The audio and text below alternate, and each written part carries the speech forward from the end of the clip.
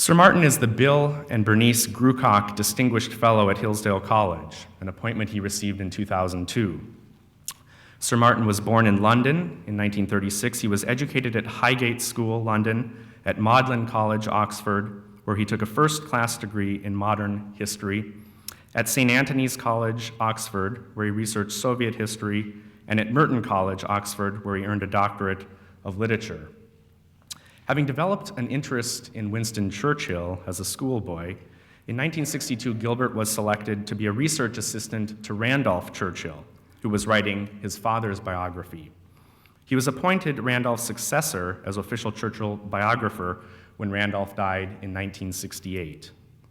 Sir Martin, an honorary fellow at Merton College and at the Claremont Institute for the Study of Statesmanship and Political Philosophy, has authored 72 books and many essays and articles. I should mention that many of those books are available in the Hillsdale College bookstore, and immediately after today's lecture, Sir Martin will be happy to sign books just outside of Phillips Auditorium. His major works include histories of World Wars I and II, the Holocaust, and the 20th century in 3 volumes. He's also written on modern British politics, the founding of modern Israel, and 12 historical atlases, a teaching tool of which he is a pioneer. For the teachers who are here, I should also mention that he has authored several of the Jackdaw series, a most interesting program of study that uses primary source documents. He served as the historical consultant to the Southern Television and Masterpiece Theater film on Churchill called The Wilderness Years, and to the BBC and AEI biography film Churchill, which he also narrated. He co-authored the script for Genocide, which won an Academy Award for Best Documentary Film in 1981. Sir Martin Gilbert recalls for us that when Winston Churchill was asked why the 20th century came to be called the century of the common man, Churchill replied, and I'm quoting, "It is called the century of the common man because in it the common man suffered most." Sir Martin Gilbert's work bears witness to the suffering of that century. As importantly, his work documents the remarkable statesmanship of Winston Churchill and Churchill's monumental efforts to combat the ideologies that caused so much of that suffering. Today, as part of a weekend seminar on the Cold War, Understanding America's Clash with Communism, Sir Martin will address the topic, Churchill at Fulton, the enduring importance of the Iron Curtain speech. Please join me in welcoming Sir Martin Gilbert.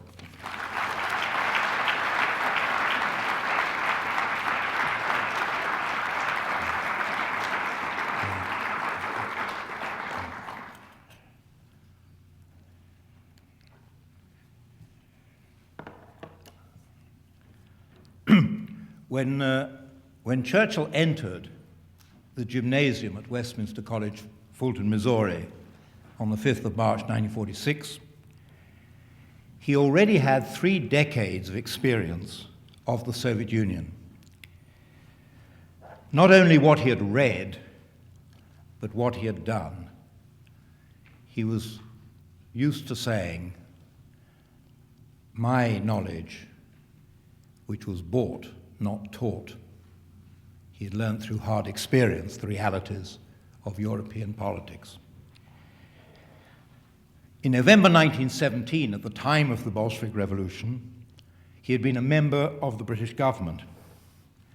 And indeed, one of his closest friends, a naval captain, Captain Cromie, had been shot down by the Bolsheviks on the steps of the British Embassy in Petrograd. He had personal experience as a British government minister at that time of the impact of the withdrawal of Russia from the war, the very first act of Lenin's government, thereby throwing an enormous burden on the British, French, and Americans on the Western Front. Churchill was in government in March 1918, when the Soviets signed a peace treaty with Germany, releasing millions of German soldiers to move westward and fight on the Western Front against our armies. He was Secretary of State for War in charge of the British Army in 1919, when British troops fought against the Bolsheviks in Russia on 5 separate war fronts. And Churchill had to coordinate, as Secretary of State for War, the work of the many allies in this task of trying to crush Bolshevism at its birth, as he later described it. These allies included the Czechs, the Italians, the French, the Japanese, and the Americans. In 1919, Churchill was a member of the cabinet when the communists seized power in Budapest and instituted a reign of terror known as the Red Terror throughout Hungary. And he was still in charge of British war policy in the summer of 1920 when Soviet forces drove westward, conquering half of Poland and threatening to overrun the Polish capital, Warsaw. Between 1924 and 1929, when Churchill was in charge of Britain's finances, he learned a great deal, some of it from secret sources, about communist subversion throughout Europe. And in the 1930s, he followed with alarm the extent of Stalin's purges, when, among other victims, most of the leadership of the Soviet armed forces were arrested by the KGB and shot, the very generals and colonels who would be required in a few years' time to confront the Nazi menace. In August 1939, Churchill studied not only the text, but the implications of the Nazi-Soviet pact, the deal between Hitler and Stalin that led within weeks to the partition of Poland between Germany and the Soviet Union. All this Churchill saw and knew and was deeply concerned by. Had worked with these problems as a government minister and had written about them in his books and articles. Then came the German invasion of the Soviet Union in June 1941, when Britain, which had already been fighting for 21 months against the German juggernaut, had to do everything possible to prevent the German conquest of Russia and the resultant total exposure of Britain to the strongest force that had yet been created. Germany, master of Europe and master of the oil and raw material resources of tanks and artillery and weaponry of the Soviet Union. So it was that from June 1941 until May 1945, Britain and the Soviet Union, joined in December 1941 by the United States, were allies in a deadly struggle against Hitler and the Nazi regime. The victims of that regime included 6 million Jews, 3 million Polish Catholics, 3 million Soviet prisoners of war murdered after their surrender, and millions more civilians from every conquered land, from Norway to Greece, from the Atlantic to the Baltic. Against that enemy, any ally was welcome.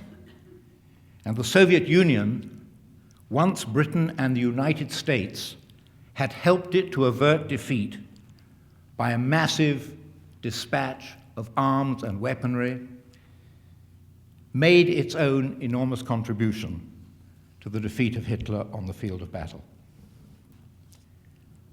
Then, in the early months of 1945, even as Nazi tyranny was being destroyed, even as the Allied armies were meeting in the middle of Germany and cutting Germany in half, something I remember vividly as a schoolboy, plotting each day on the maps in our school assembly room. Even as Nazi Germany was being destroyed and cut in half and then cut in 3 pieces, the Soviet tyranny reasserted itself.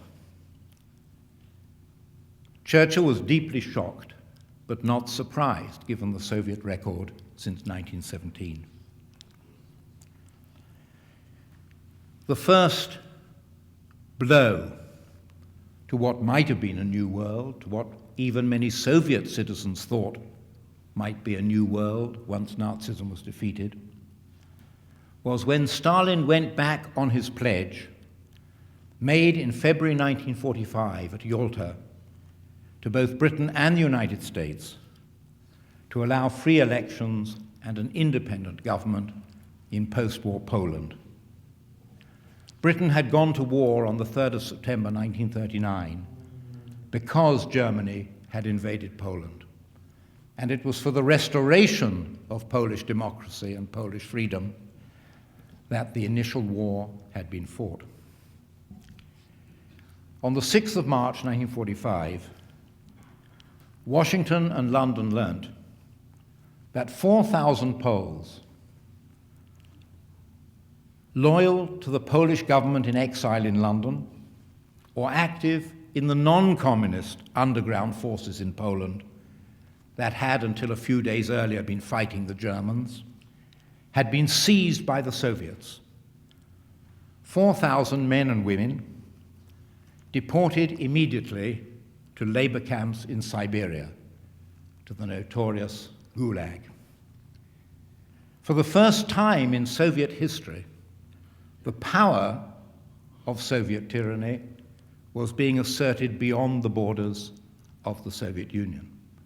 The Allies were committed to establishing a new Poland after the war, and these seizures of Poles, followed the next day by the seizure of another 5,000, took place throughout Poland outside the borders of the Soviet Union.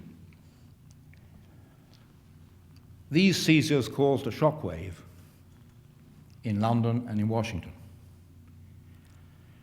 But they were followed by a veritable explosion 3 weeks later, when on the 27th of March 1945, while the last of the battles are still raging in the heartland of Germany, Stalin ordered the arrest of the 16 Polish leaders, distinguished men from all the pre-war political parties, who had been chosen by Britain and the United States to be part of an independent, provisional Polish government.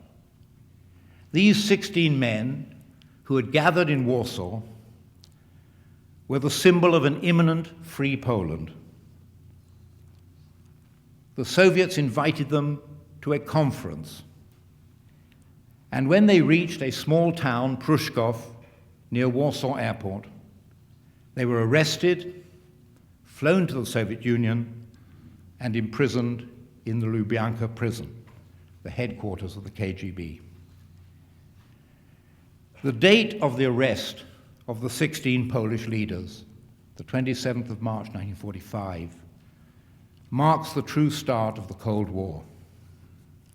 Churchill wrote to his Foreign Secretary, Anthony Eden, "The perfidy by which these Poles were enticed into a Russian conference and then held fast in the Russian grip is one which will emerge in great detail from the stories which have reached us.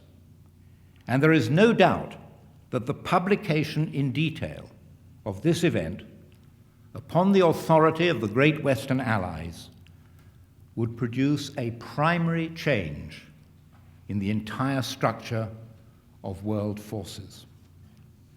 A primary change in the entire structure of world forces. Thus, even before Nazism had been finally defeated, 6 weeks before the German surrender, the Soviet Union was once again the tyranny it had shown itself to be between 1917 and 1941.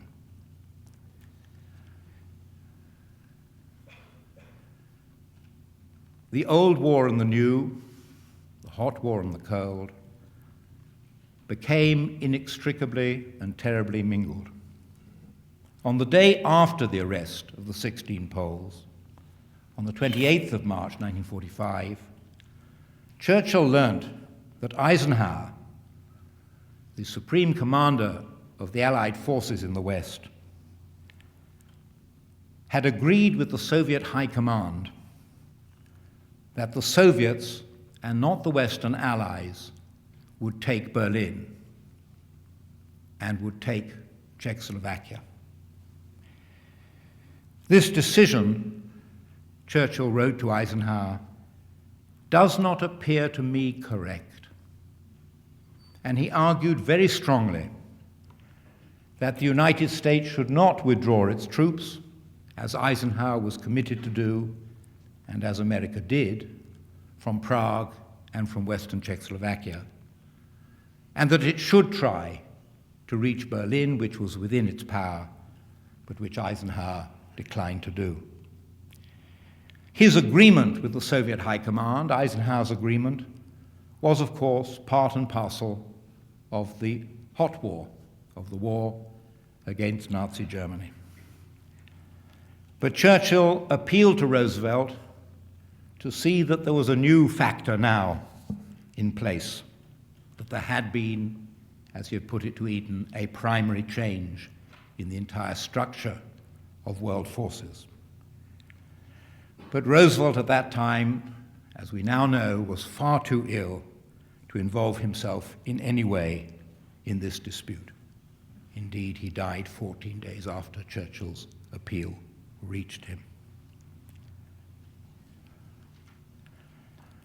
On the 12th of May 1945, 5 days after the final formal surrender of the German forces, and nearly a year before Churchill's Fulton speech, Churchill telegraphed to the new president, Harry Truman, about the Soviet forces then in occupation of half of Europe and the whole of Poland.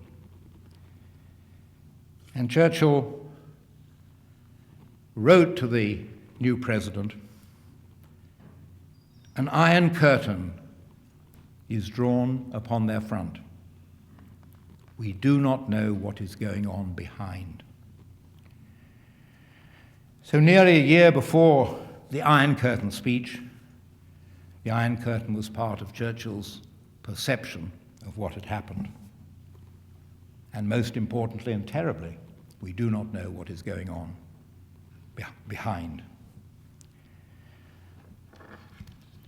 Between Churchill's Iron Curtain telegram to Truman on the 12th of May 1945 and his Iron Curtain speech at Fulton on the 5th of March 1946, both Truman and Churchill and the British and American people were to learn a great deal of what was going on in the vast regions controlled by the Soviet Union.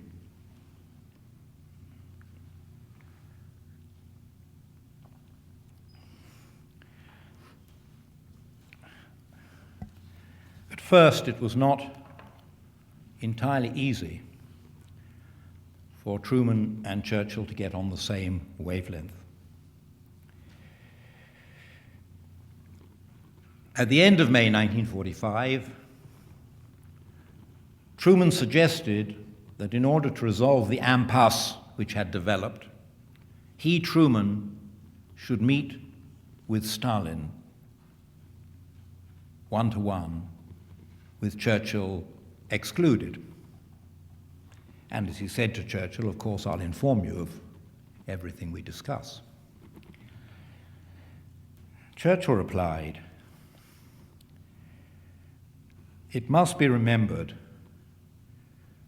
that Britain and the United States are united at this time upon the same ideologies, namely freedom and the principles set out in the American Constitution and reproduced with modern variations in the Atlantic Charter. The Soviet government," he told Truman, "have a different philosophy, namely communism, and use to the full the method of police government which they are applying in every state which has fallen a victim to their liberating armies. I cannot bring myself to accept the idea that the position of the United States is that Britain and Soviet Russia are just two foreign powers, 6 of one and half a dozen of the other. with whom the troubles of the late war have to be adjusted. Except insofar as force is concerned, there is no equality between right and wrong. The great causes and principles for which Britain and the United States have suffered and triumphed are not mere matters of the balance of power. They are, in fact, the salvation of the world. Truman agreed not to make a solo journey to meet Stalin. But he would not agree to halt the withdrawal of American forces from the line which they had reached through Central Europe, including Western Czechoslovakia and much of central Germany. Churchill tried hard to persuade Truman to give an order for the American armies to stay at the line which they had reached. As he telegraphed to him on the 4th of June, 1945, "I view with profound misgivings the retreat of the American army to our line of occupation, thus bringing Soviet power into the heart of Western Europe, and the descent of an iron curtain between us and everything to the eastward. I hope that this retreat, if it has to be made, would be accompanied first by the settlement of many great things which would be the true foundation of world peace." Churchill's idea was to have a tripartite negotiation with Stalin before the American troops had withdrawn, and to say that they would not be withdrawn unless a proper peace, particularly with regard to the independence of the states of Central Europe, was secured. Britain was then caught up in a general election. And it was very difficult, it is often very difficult, for politicians fighting general elections to put foreign policy very high on the agenda. But Churchill tried to introduce the foreign policy element into the election campaign of 1945. And I found a note which he wrote for Anthony Eden, his foreign secretary, to guide Eden in an election broadcast that he was about to make. And Churchill writes to Eden, "You should stress in your broadcast that the gulf between Britain and Russia is unbridgeable except by friendly diplomatic relations. The similarity and unity which we have with the United States will grow, and it is indispensable to our safety."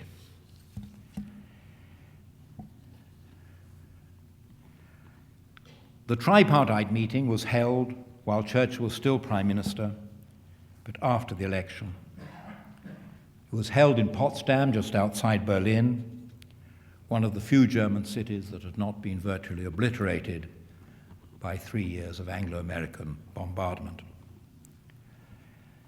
And it was there at Potsdam on the 18th of July 1945 that Churchill and Truman met for the first time. They'd not met before.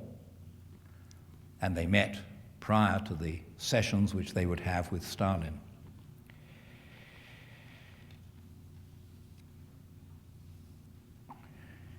And Churchill was struck by what seemed to be Truman's toughness.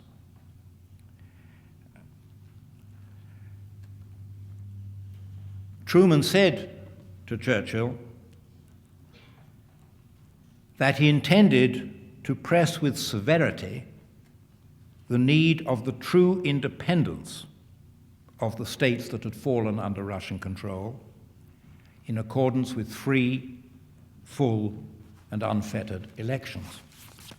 And that was what Stalin had signed at the Yalta Conference, and what the Atlantic Charter of 1941, issued by Britain and the United States, had been all about.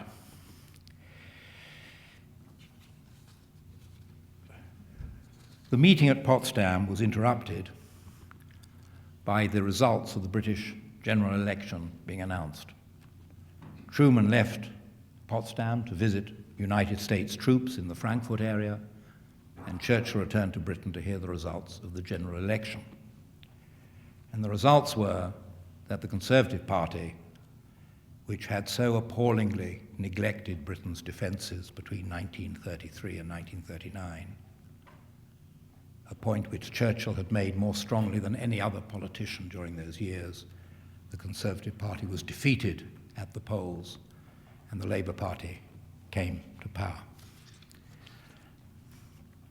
The new Labour Prime Minister, Clement Attlee, who was a veteran and supporter of the Gallipoli campaign of the First World War and had fought bravely in Mesopotamia, now Iraq, in 1917-18,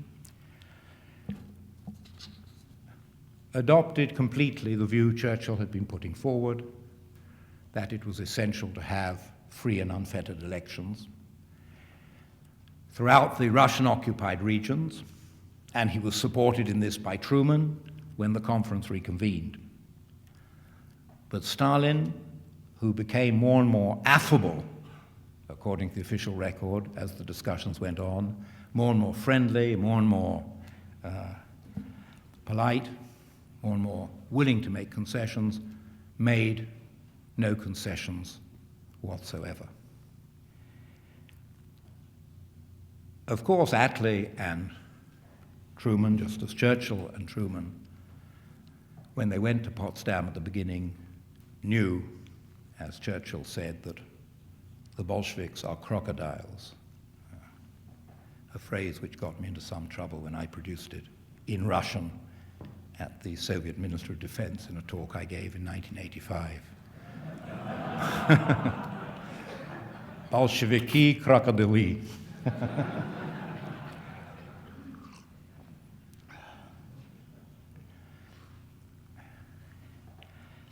And Stalin enjoyed himself at Potsdam as he had enjoyed himself at Yalta.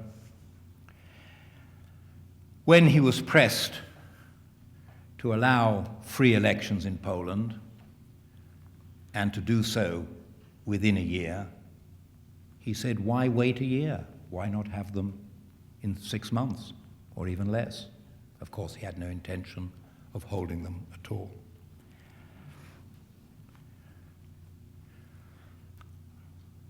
Following Potsdam,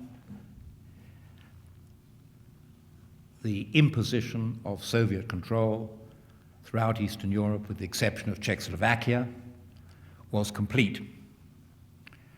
Czechoslovakia was to follow 2 years later. Truman, although Churchill was no longer Prime Minister, he was leader of the opposition, a very important position in the British Parliament and the British system. Truman invited Churchill to come to Westminster College, Fulton, Missouri. Actually, he invited him to come for a whole semester and teach. But Churchill said he could only come to give a single presentation. And he made the journey across the Atlantic at the end of February 1946, as your President Arne is fond of quoting, and very rightly fond of quoting. He made a remarkable speech at the University of Miami in the Burdine Stadium, where he spoke about education and the values of education. And then he went to Washington, D.C. And he was there for 3 days at the beginning of March 1946. And although, after he had made his Fulton speech, President Truman announced that he had not even known what Churchill was going to say, let alone approved of it, in fact, the two men and their advisors, and Truman's advisors, discussed the speech in great detail, particularly Admiral Leahy, the Chief of Staff, and Secretary of State Burns. And not only did they read what Churchill intended to say, but they provided him with 2 pieces of information which he had no means of acquiring without their help. One was a document which is now very famous in American history and American foreign policy, and that is the document we know as the Kennan Telegram. A telegram that had been sent while Churchill was in Washington from Ambassador Kennan in Moscow to Washington, a very remarkable telegram in which he warned of the Soviets' real intentions, not only to continue to impose tyranny in the countries they ruled, but to wherever possible extend the communist doctrines westward. I hesitate to give a summary of the Kennan Telegram because in one of my very first ever lectures at St. Antony's College, Oxford, where I was a graduate student in 1961, I was talking on this theme and was about to mention the Kennan Telegram and then noticed that Ambassador Kennan was sitting in the front row. It's an unnerving experience. So the first document Churchill was shown was this now very famous and clearly very influential Kennan Telegram. The second document was one which it took me nearly 40 years to find because it didn't exist.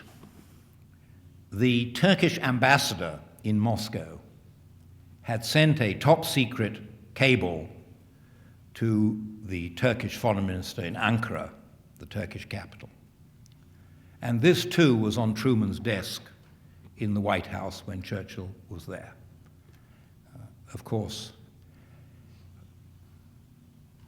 allies always like to peep into what their friends are doing as well as what their enemies are doing. And this intercepted Turkish message, which eventually was physically given to me by the Turkish foreign minister in London after I'd explained its importance and why I wanted to see it. This Turkish message made two rather alarming points.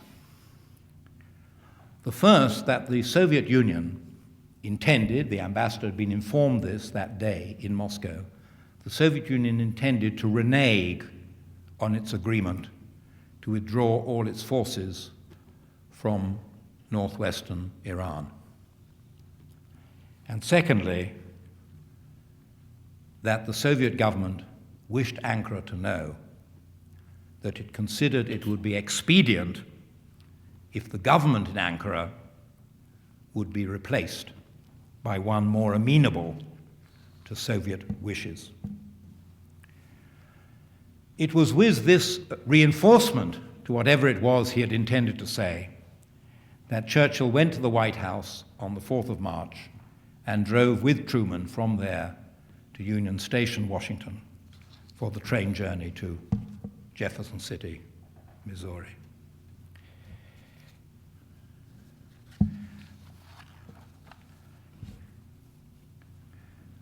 I'd like to start my look at the speech itself by a section which he did not deliver, which he held back on the advice of his wife, who was with him. Churchill had been mulling in his mind the idea of meetings between himself or his successor, Truman, Stalin, the leaders of the powers in conflict at the highest level. And he had read a poem by Byron from Childe Harold's Pilgrimage, which I'm sure most of you know by heart. And in Byron's poem, which was published in 1816, Byron referred to a summit of a mountain. And Churchill hit upon this word for what he was thinking of the meeting of world leaders. And so he had intended to read out the following section of Byron's poem, addressed to the American people, addressed to the President of the United States, who was sitting there with the dignitaries listening to him. And referring to the United States, he read out from Byron, or would have read out, "He who ascends to mountain tops, shall find the loftiest peaks most wrapped in clouds and snow. He who surpasses or subdues mankind must look down on the hate of those below. Though far above the sun and glory shine, and far beneath the earth and ocean spread, round him are icy rocks, and fiercely blow contending tempests on his naked head, and thus reward the toils which to those summits led. He was going to say to Truman and the Americans, not every word in this fits the scene, because the prevailing sentiment of the world towards the United States is not hate, but hope. But his wife said, it's still a very strong word, hatred. And it is true that those who seek to control or dominate or direct the affairs of mankind will receive the hate of those below.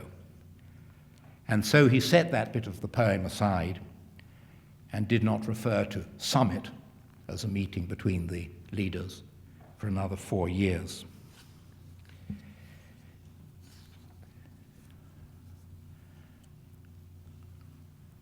Churchill had worked on his speech for many weeks.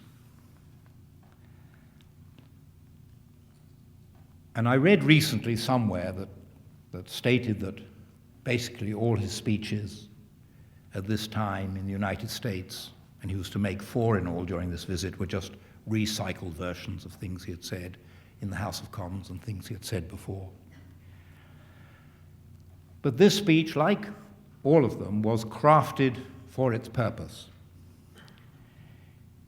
And he made 12 separate points, and I'd like just to touch on each of them briefly. First of all, he stressed, as he believed, that the British and American democracies were, as he called them, kindred establishments. And he put it in this way: the name Westminster, because he was at Westminster College, the name Westminster is somehow familiar to me. I seem to have heard it before.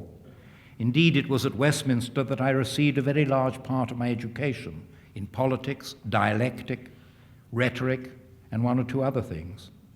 In fact, we have both been educated at the same or similar, or at any rate, kindred establishments.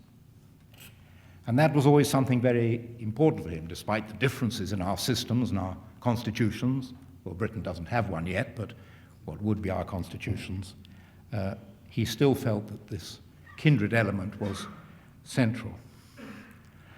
The second point he made was the one which was to have been illustrated with the Byron poem, and that was concerned with power and responsibility, and the responsibilities which would now fall upon the head of the United States.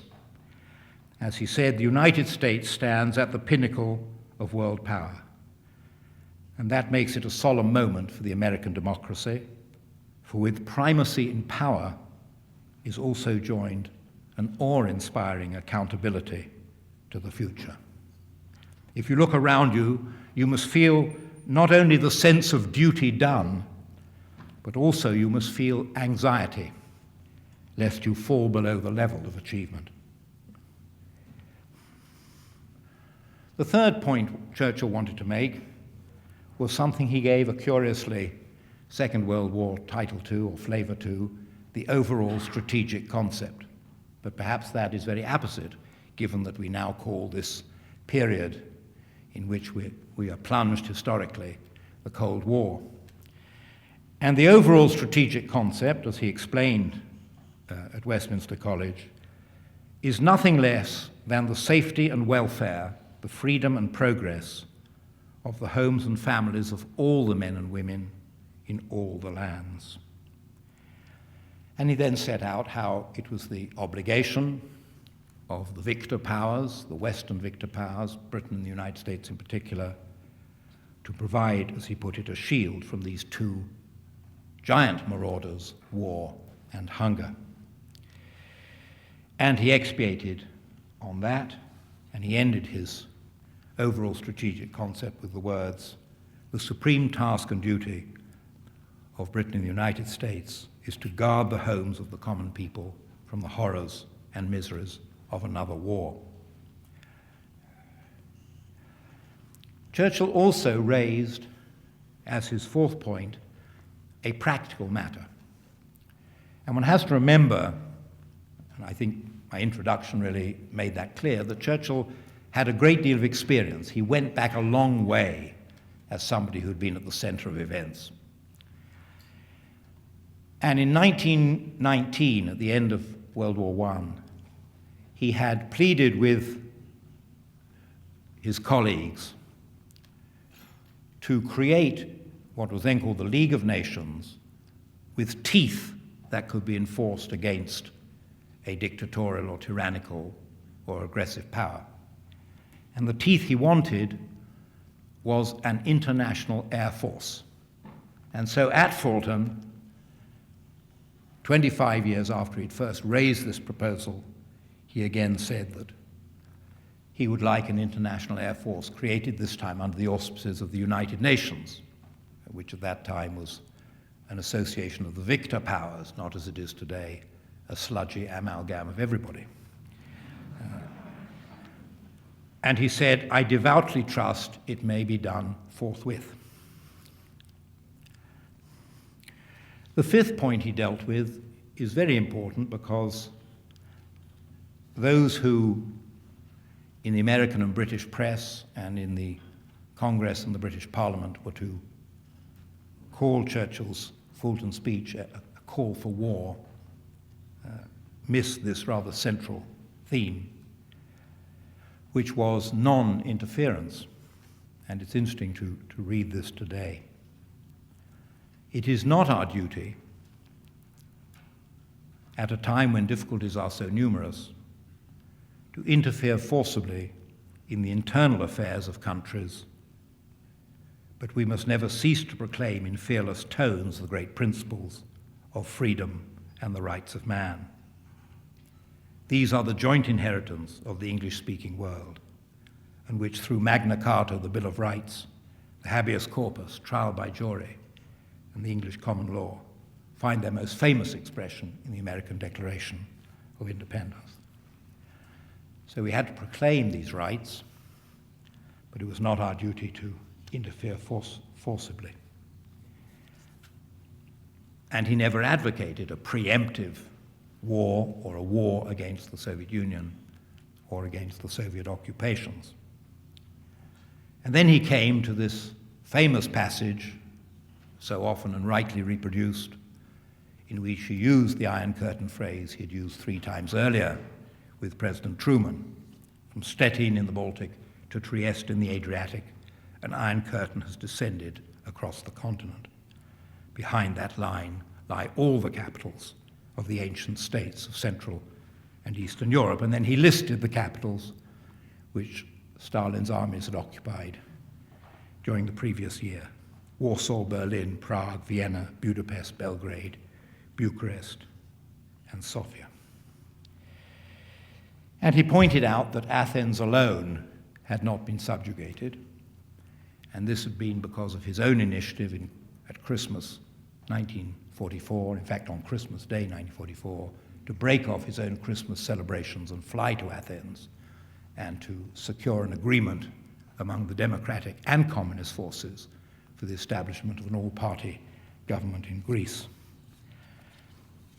Truman listened to this, knowing one thing in particular, and that is when he said from Stettin in the Baltic to Trieste in the Adriatic, that the first cooperation between Churchill and Truman in May 1945 had been Churchill's persuading Truman and Truman's agreement that Trieste should not be allowed to fall into the hands of the Yugoslav communists. And that was, in fact, the first action, if you like, in the Cold War, the first positive action that was taking place in mid-May 1945, physically to prevent Tito's communists from occupying the port city of Trieste at the head of the Adriatic.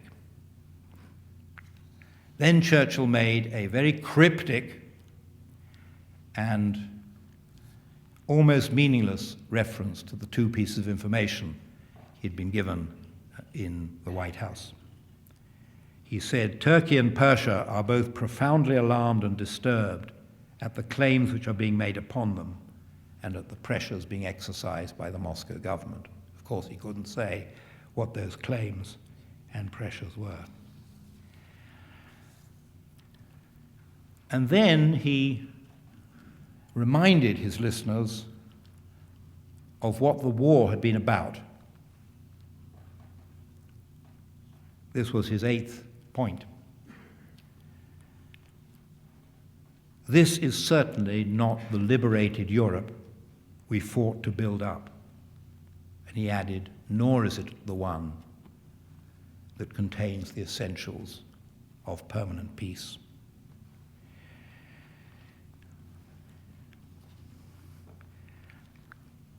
He then had to set out what he believed the Soviet intentions were.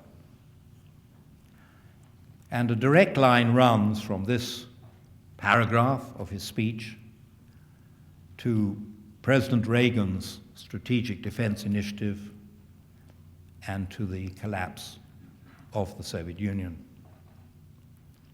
He said, "I do not believe that Soviet Russia desires war. What they desire is the fruits of war and the indefinite expansion of their power and doctrine.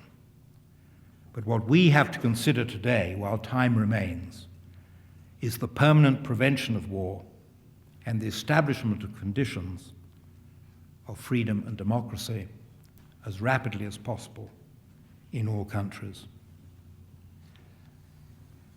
And to do that, and to secure what he called the permanent prevention of war, the Western democracies, particularly Britain and the United States, this was his 10th point, had to act together. If we become divided or falter in our duty, and if the all-important years are allowed to slip away, then indeed catastrophe may overwhelm us all. The difficulties and dangers will not be removed by closing our eyes to them. They will not be removed by mere waiting to see what happens, nor will they be removed by a policy of appeasement. What is needed is a settlement. And a settlement, he believed and explained, could only come if the Soviet Union saw that the Western Allies were united in their determination not to allow freedom to be subverted. He ended, as he was to do in all his speeches, because this was his central theme, he ended with the question of moral forces. When war came in September 1939, he had addressed the British Parliament, and he had said then that it was not a war for territorial aggrandizement or national gain, but to establish moral forces on a secure foundation. Well, that had happened but not happened. And so at Fulton he said, "All British moral and material forces and convictions are joined with your own in fraternal association. If these moral forces are joined, the high roads of the future will be clear, not only for us, but for all, not only for our time, but for a century to come."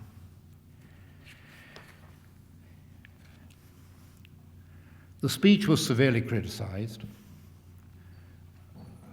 Many American papers and congressmen said that it was a call for an alliance, a military alliance between Britain and the United States. They didn't understand that morality and military alliances are not the same thing. And it was denounced. It's the only time, I believe, a Soviet historian may correct me in this, but it was one of the only times that Stalin, as it were, spontaneously volunteered to be interviewed by Pravda, which published 2 pages of his answering questions about the Fulton speech, which he, of course, said was a clarion call for war.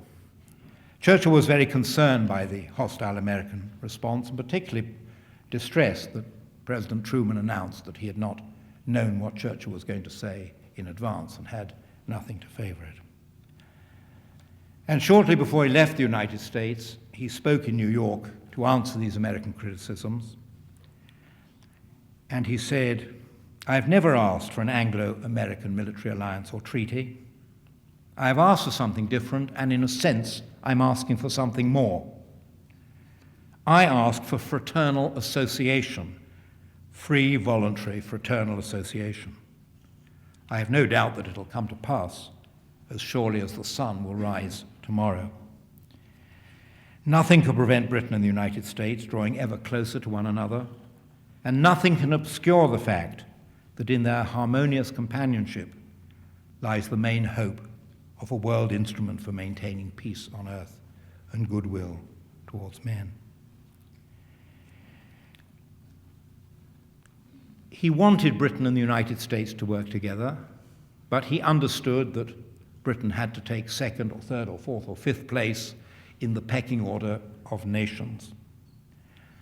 And so in his New York speech, he, after describing how much he hoped that it was the Anglo-American link that would prove the essential link to maintain peace and to spread freedom, he said, "Of course it is the United States that stands at the high point of majesty and power, the highest point of majesty and power ever attained by any community since the fall of the Roman Empire."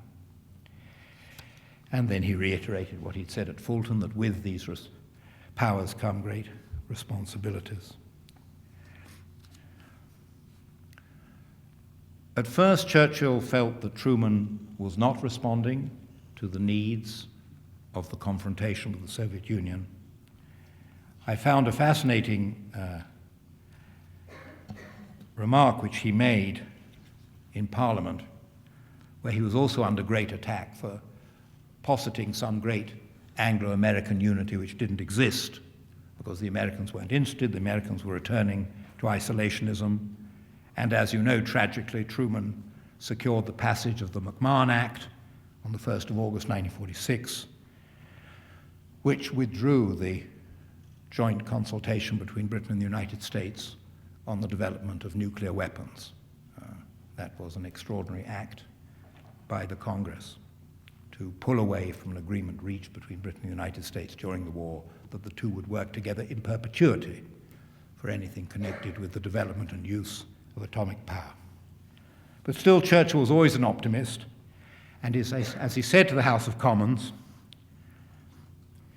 "There are no people in the world who are so slow to develop hostile feelings against a foreign country as the Americans. And there are no people who, once estranged, are more difficult to win back. The American eagle sits on his perch, a large, strong bird with formidable beaks and claws. There he sits motionless, while the Soviet representatives are sent day after day to prod him with a sharp pointed stick. Now his neck, now under his wings, now his tail feathers. All the time the eagle keeps quite still, but it would be a great mistake to suppose that nothing is going on inside the breast of the eagle."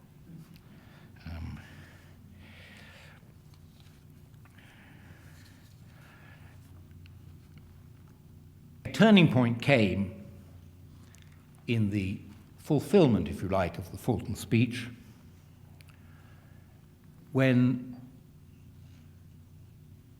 General Marshall, who had been the commander-in-chief of the American forces and had become Secretary of State, when General Marshall launched his Marshall Plan and stated that it was Churchill's arguments that had led him to realize that while you couldn't make war on Soviet tyranny, you could offer all the peoples of Europe, whether under Western or Soviet control, you could offer them all a way forward to reconstruction from the awful devastation of war.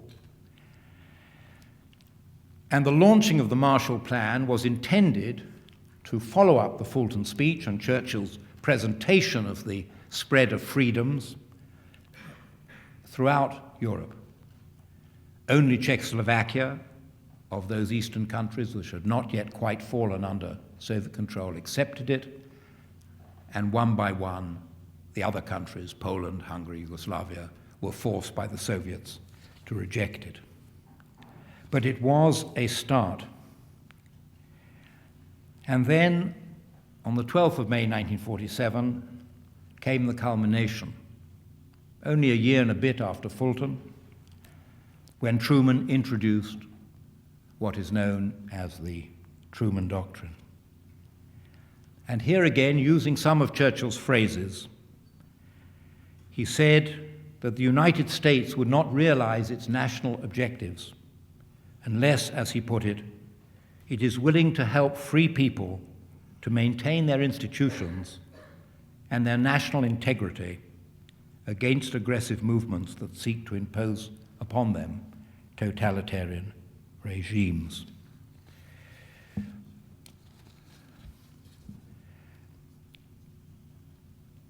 I believe the enduring importance of Churchill's Fulton speech is a treble legacy. One, that negotiations are preferable to war and are best conducted from a position of strength, something he had argued very strongly in the 1930s and which Neville Chamberlain's government had rejected. Secondly, that the Anglo-American ideals were a common heritage that was doubly strong by being united.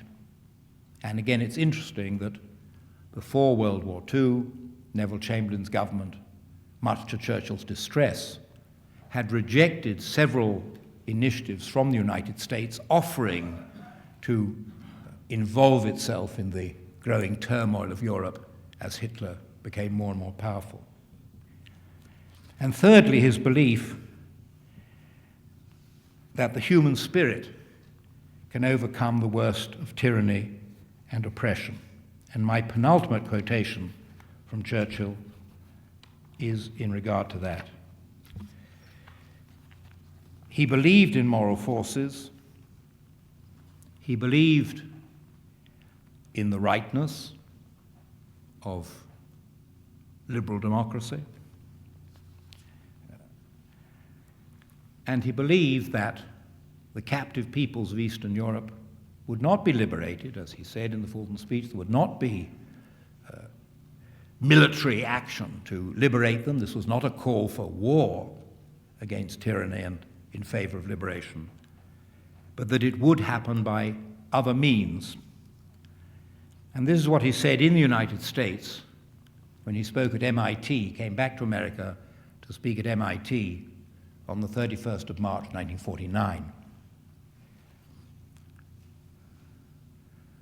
Laws, just or unjust, may govern men's actions.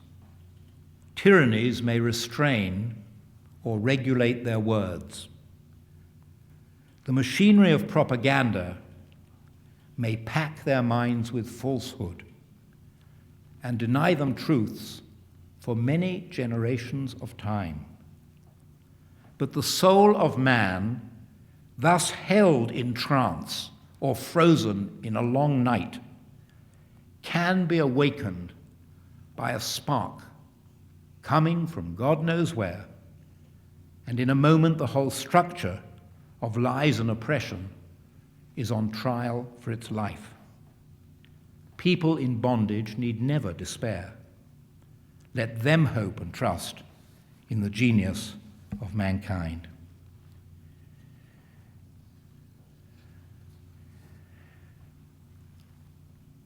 The final legacy of Fulton was summit conferences.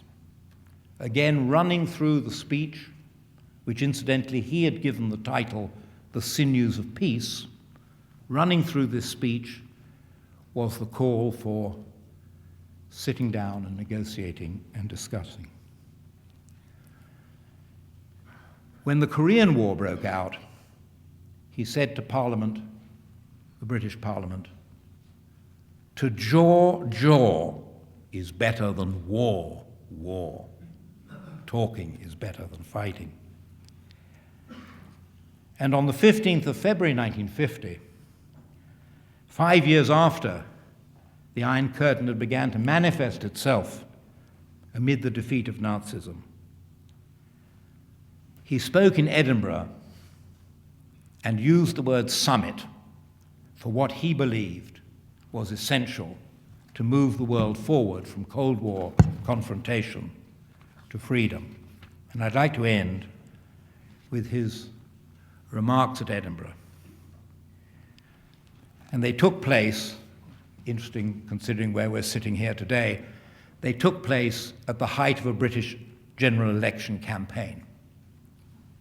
While we are all so busy with our internal party controversies, we must not forget the gravity of our position, or indeed that of the whole world. Soviet Russia, the immensely powerful band of men gathered together in the Kremlin, has ranged itself against the Western democracies. They have added to their dominion the satellite states of Europe, the Baltic states, Poland, Czechoslovakia, Hungary, Bulgaria, Romania, Yugoslavia, Greece. Greece has been rescued, but civil war is still being fought there. When you look at the picture as a whole, you see two worlds ranged against each other more profoundly and on a larger scale than history has ever seen before. The Soviet communist world has by far the greatest military force. And then he went on to speak about the atom bomb and about the developments which were to lead to the hydrogen bomb. And he said, "It is my earnest hope that we may find our way to some more exalted and august foundation for our safety than this grim and somber balancing power of the bomb. We must not, however, cast away our only shield of safety unless we can find something better and surer and more likely to last." And he ended, "I cannot help coming back to the idea of another talk with Soviet Russia upon the highest level. The idea appeals to me of a supreme effort to bridge the gulf between the two worlds so that each can live their life, if not in friendship, at least without the hatreds of the Cold War. It is not easy to see how things could be worsened by a parley at the summit. No one should shut out hope that the burden of fear may be lifted for a glorious era from the bruised and weary shoulders of mankind." Thank you very much.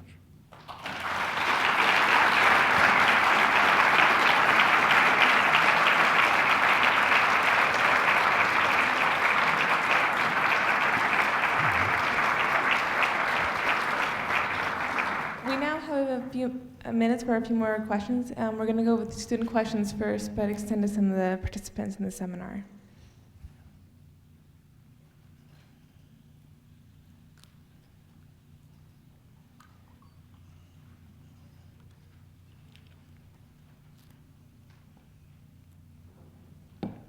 Very good. Thank you very much. My question is, do you have any information on memoirs that Churchill had in regards to Joseph Stalin during the conferences that they had and his personal views?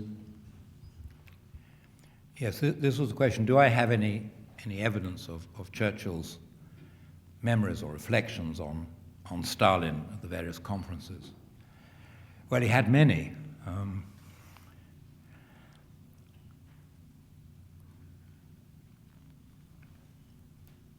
He had gone to see Stalin, first of all, in 1942, to try to explain to Stalin why he and the Joint Chiefs of Staff, British and American Joint Chiefs of Staff, did not believe that the Allies would be ready for a major amphibious landing in Northern Europe. for almost another 2 years, and trying to explain to Stalin that Britain and the United States did intend to defeat Hitler and were fighting on land, sea, and air, were about to invade North Africa, were struggling in the Atlantic to maintain the shipping lines open, were initiating, at Stalin's request, a massive bombing program over Germany. And Stalin ranted and raved and accused Churchill of not wanting the Soviet Union to survive, even though Britain and the United States had for almost a year been providing him with massive amounts of equipment. And Churchill was distressed. He realized that this man was not, if you like, amenable to easy discussion. He went back to Moscow in 1944 to plead with Stalin the case for an independent Poland after the war. Even a Poland which would have lost 1/3 of its eastern territories to the Soviet Union, but would have been compensated by territory in eastern Germany, which in fact it now is sovereign over. And again, he found Stalin just totally unreasonable. Stalin seems to have been very paranoid. Churchill often notes in his private notes that he was convinced that everybody was against him. He was convinced that Britain and the United States intended to gang up on him. When the head of the SS, Heinrich Himmler, approached the British and Americans to make peace and to turn their combined armies against the Soviet Union, Churchill immediately informed Stalin of this, and that had been rejected. Stalin didn't believe him. When Rudolf Hess, Hitler's former deputy Führer, flew to Britain, totally deranged, and suggested vaguely that somehow Britain and America had no real quarrel with Germany, the quarrel was with the Soviet Union, Hess was locked up and treated as a deranged person, as he was. Stalin could not be persuaded that this wasn't some sinister plot by Britain and America to turn against the Soviet Union with Germany. So I think that was really the problem. When they came together at Yalta with a very sick Roosevelt, unable to participate really in this debate, Stalin became, I think I used the word earlier, he became affable, he became tremendously reasonable. And he suddenly expressed himself totally in favor of freedom throughout Eastern Europe and free elections in Poland. And both the British and American negotiators at Yalta were so puzzled by this that they set out an inquiry. I've seen the results of this inquiry in the American archives, a top secret inquiry, to find out who really ruled Russia. It couldn't be this affable man who's agreeing to all these democratic proposals. It must be some group in the Kremlin, and they tried to find out the names of these people in the Kremlin who are somehow controlling this affable gentleman.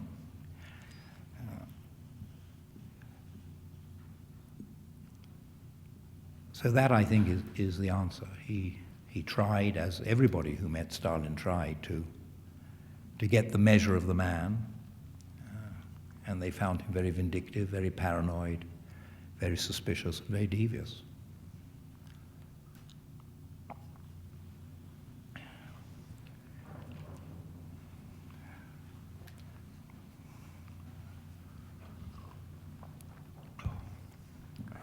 You said that Truman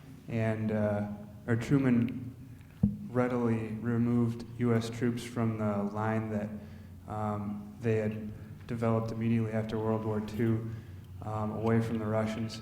But what would have been your opinion? In your opinion, what do you think would have happened if Truman had left the troops there and Britain and the United States had taken more of an aggressive approach against Stalin and said, if you're not going to have free elections in Eastern Europe, we may use force against you? Would it have escalated to a full-scale war, or would he have backed down? Well, I don't know the answer to that. It didn't happen, and there's no way of knowing. The real question, I think, is whether Stalin would have used force to push these forces back. And it's difficult to see how he could have done it, particularly in Czechoslovakia. In other words, he would have had to accept, as his Iron Curtain line, a line much, much further east, so that an extra third of Germany would have been within the Allied zones and become Western Germany, and East Germany would have been proportionally much smaller. And Bohemia and Moravia, the western part of Czechoslovakia, would have been part of the western side.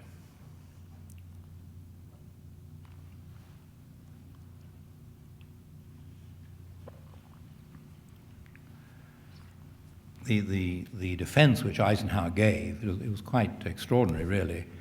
The defense which Eisenhower gave for this agreement which he reached was that Stalin was the generalissimo, the supreme commander of the Soviet forces, which he was, and that he, Eisenhower, was the supreme commander of the Western forces, that they were sort of equal. I mean, he forgot that the President of the United States was, in fact, the commander-in-chief of the American forces. But it was not a good situation.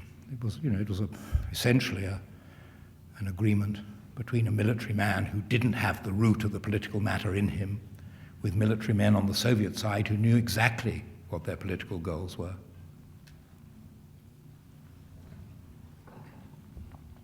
Okay, first, when Churchill pleaded with Eisenhower not to withdraw American troops, did he anticipate war with the Soviet Union coming from that? No, not at all. I mean, he believed, I suspect rightly, that whatever line was reached by the Allied forces would be the line that would become the division between them. There was no way that the Soviet Union could continue the war against the British and Americans in order to secure this territory.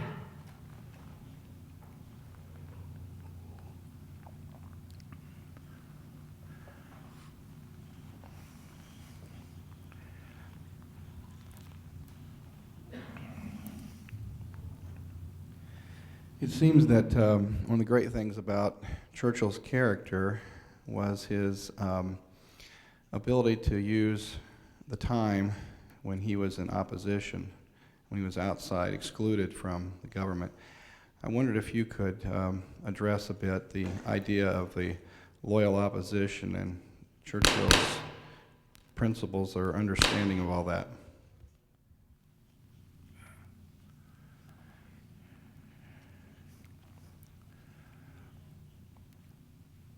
Well, it's a very interesting and important question.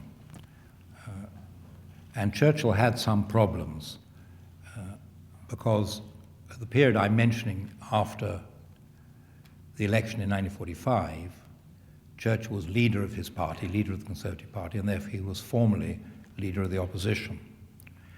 And so he was able to, as it were, muster his own side and put forward, which is the duty of the opposition, credible alternatives where they believe there are credible alternatives to every range of policy of the government of the day.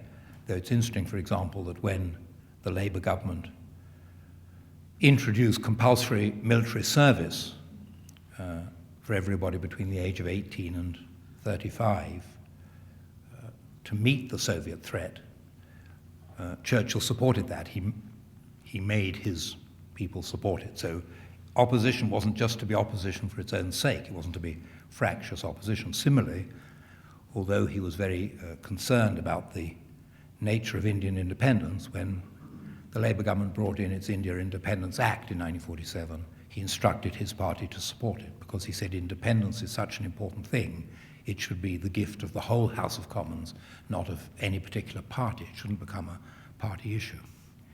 The difficulty was before the war, where he was in opposition to his own government party, his own government and party, and where, as a result of the British electoral system, that doesn't really happen here in the States, but it does happen in Britain, that sometimes the opposition party is reduced to a tiny rump, to a virtually ineffective rump. I mean, that's almost the situation we have today, where Tony Blair's majority is so large that the Conservative opposition, even if it had sensible ideas to oppose with, has no real sort of numerical base to do it.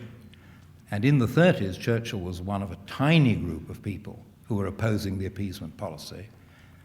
And several of his speeches were appeals to members of Parliament to treat opposition as something which really was more important than party loyalty, that if you believed appeasing Hitler was wrong, then you should say so, even if your party said it was the right thing to do.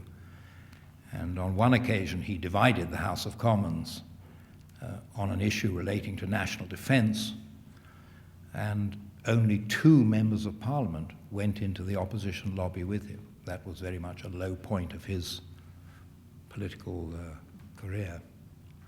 But certainly as leader of the opposition, he was effective, and he used the system.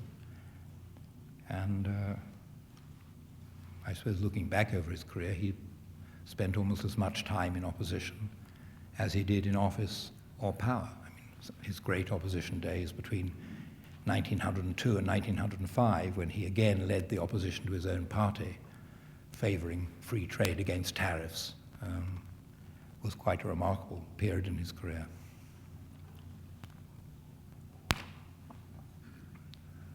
And this will be our final question. I have about 3, but I can't relate them all. One at a time, anyway, Okay. for sanity. What was Churchill's response to what the Nazis were doing with the Jews and during the war, and what role did he play in the in turning the Zionist state into Israel? That's 2 questions. That's all right. I think I addressed that last year at Hillsdale, so there's probably an hour and a half tape dealing with that answer. How Churchill responded to the persecution of the Jews, well, essentially he was totally opposed to it and regarded the racism of the Nazi Party as an integral part of its evil and of the reason for fighting it and destroying it. And of course, during the war, made every possible effort to assist as best he could with such few things as were open, such as allowing refugees to get out and so on and so forth. He had several very deep quarrels with President Roosevelt. I've never quite understood Roosevelt's reasons for this. We have somebody here who knows Roosevelt 10 times better than I do, or 100 times better. But for example, when Roosevelt wouldn't allow Jewish refugees to go into the into the camps in North Africa after they were liberated by the Allies, Churchill forced him to do so. It was very difficult for him to do so. And when Roosevelt authorized the closing of the Pyrenees, over which Allied pilots and aircrew were escaping from German-occupied Europe, getting to neutral Spain, and making their way back and through Lisbon and fighting and flying again, there were a lot of complaints that the refugees who were trying to cross the Pyrenees were spoiling these routes for the aircrew because the refugees were more vulnerable, more visible. They weren't sort of healthy young men, but often elderly people or children. And so Roosevelt authorized the closing of the Pyrenees, and it took Churchill about 4 months to get that opened again. And again, of course, when the request to bomb the railway lines to Auschwitz came up, and Roosevelt's Undersecretary of State for War refused to do it, Churchill wanted to authorize it. So there were a lot of Anglo-American disputes in that region, but Churchill was tough. And the second question you asked was about Zionism. And there again, he believed there should be a Jewish state after the war, and he worked for it. But I mean, his idea was that at the peace conference, which he would of course preside over after the war, the peace conference on the Middle East, which never took place because he was defeated in the election, and there was no peace conference on the Middle East, and hasn't really been to this day in the form he envisaged. He went, in fact, it's a very interesting story. The very last person who Roosevelt saw in the international sphere when he was dying on board ship, the Quincy off the Egyptian coast, the last person he saw, other than Churchill, was the King of Saudi Arabia. And Churchill and Roosevelt had a plan which was to be put to the king, that at this peace conference there would be established a federation of states in the Middle East, of which Saudi Arabia would clearly be the leading one. That's why the king was in these discussions, and that an independent Jewish state would be an integral part of that federation, an independent sovereign Jewish state. And unfortunately, from the perspective of this plan, Roosevelt was far too ill to even sort of to deal with it or comprehend it. And when Churchill then had a private talk with the king, well, we don't know. I mean, we have the transcript of it. The king had agreed to go to this conference. He'd expressed his opposition to the idea of a sovereign Jewish state, but this was to be part of the negotiating. But the conference never took place. And ironically, probably most recently, the Saudi proposal for the Middle East is the nearest thing to what might have been the 1946-1947 conference. And if you take hypotheticals, if Churchill was at in Tony Blair's position right now, what would his position be on this whole Middle East / terrorism / Iraq, etc.? I have no idea. I've never been willing, I'm afraid, to answer a what-if question about Churchill while he was alive, let alone so many years after his death. And I will say one thing, it's sort of relevant perhaps to your question, but I've spent a lot of years now going through the Churchill archives and the archives relating to Churchill. And people say I must know him, very well, or some people even say I must know him better than he knew himself. But I know that if I come to a file, and at the moment I'm doing a book on Churchill in the United States, so I'm looking at archival material again, and if I come to a file, and all government files tend to have a title on them, and I look at that title, I can't second guess what I'm going to find inside with regard to Churchill's opinion on that topic. I mean, I can have a go, but I've long learned it's a worthless exercise. If you like, my mind isn't imaginative enough, or, he had an unusual mind. He had a very inquiring and perceptive and remarkable mind. And in a way, I don't think any historian can really guess what he would have said or done. I simply don't know. I mean, I can find evidence in the past for him taking, if you like, all the different views that are taken today. I'm certainly supporting the Anglo-American relationship, but then perhaps he would have been critical of American policy. But then, of course, perhaps Blair is very critical, and we'll know that in 30 years' time when the records are open. I mean, one has always to remember when discussing current affairs, we really don't know what goes on in the minds or in the relationship between our leaders and what they really decide and what the process of that decision is. We don't know whether Blair was hotting up Bush 2, as Thatcher was said to have hotted up Bush 1, or whether he was trying to restrain him. We simply won't know until the archives are open. And I can warn you, sometimes when the archives are open, you can be disappointed. In the course of my current work, I had to, in the Churchill papers, in the government archives where the Churchill second premiership papers are housed, there's an exchange of correspondence with Eisenhower, with President Eisenhower, on a very sensitive issue relating to nuclear policy vis-à-vis the Soviet Union at a particularly difficult moment. And the British Archive file, which simply says on it, nuclear policy, correspondence with President Eisenhower.